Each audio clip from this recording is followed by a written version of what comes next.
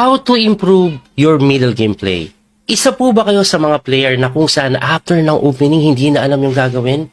Hindi na alam ang plaplanuhin, hindi alam ang tamang tira.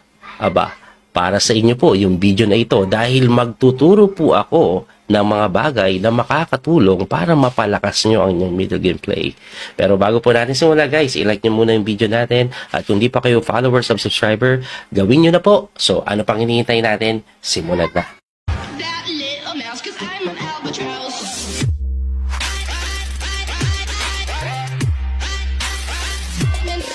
Before I proceed, sabihin ko lang, gumawa na po ako ng basic opening principle.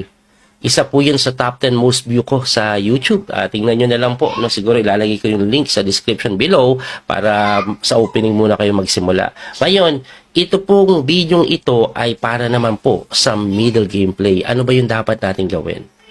Alright? Pero bago ko sabihin yung mga dapat gawin, dapat ito maintindihan nyo muna. Middle gameplay ay hindi po tulad ng opening. Ang opening po kasi medyo kailangan dyan memorization. Of course, may konting analysis, pero mostly, kinabisado mo yan, inaral mo yan, binasa mo sa libro. Ang middle gameplay is completely different.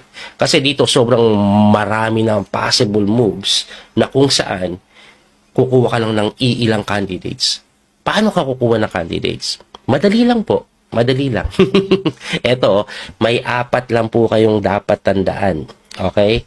Una po, always look for a checkmate. So, pag mag-isip ka, yan una mong hanapin. Kung wala kang makitang checkmate, pupunta ka naman sa tinatawag nilang check lang.